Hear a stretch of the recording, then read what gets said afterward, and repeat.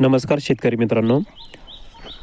आता आपण टरबूज या पिकाच्या वाढीमध्ये आहे. तुम्ही बघू शकता हा 18 दिवसाचा प्लॉट आहे.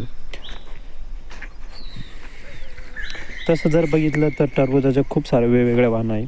तर आपण जी वाण लावलेली आहे ती आहे बाहुबली आणि प्रत्येक वाणाच्या वेगवेगळे गुणधर्म असतात.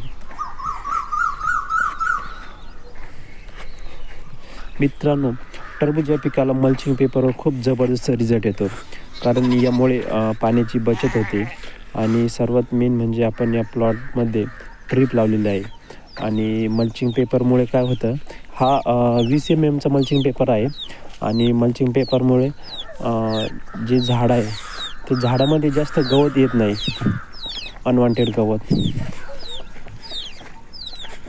आणि सर्वात मेन म्हणजे पाण्याची बचत होते आणि ड्रिपच्या साहाय्याने आपण खते वगैरे देऊ शकतो.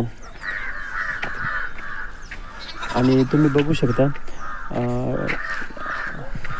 ज्या ठिकाणी मल्चिंग पेपर नाही आहे त्या ठिकाणी झाडामध्ये आणि ज्या ठिकाणी मल्चिंग पेपर आहे त्या झाडामध्ये खूप सारा फरक आहे. तुम्ही बघू शकता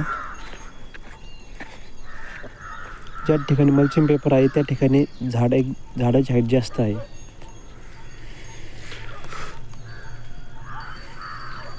आणि या ठिकाणी मल्चिंग पेपर नाही आहे, झाडाची हाईट खूप छोटी आहे आणि गवत पण खूप साऱ्या प्रकार उगलेलं आहे.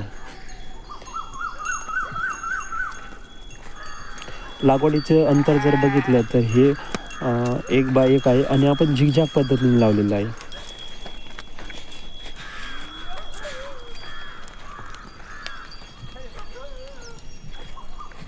तर हा 18 दिवसाचा प्लॉट आहे.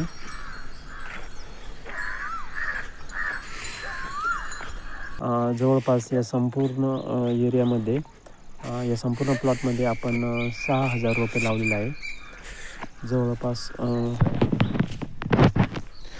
जवळपास हा 30 गुंठ्याचा प्लॉट आहे. तर 30 गुंठ्याच्या प्लॉटमध्ये एक 6,000 रोप लागलेले आहे.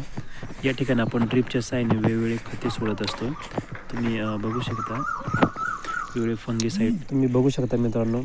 झाडाची हाईट ही चांगल्या प्रकारे झालेली आहे आणि यामध्ये आपण 19 असे 2-3 प्रकारे वेगवेगळे खत सोडलेले आहे.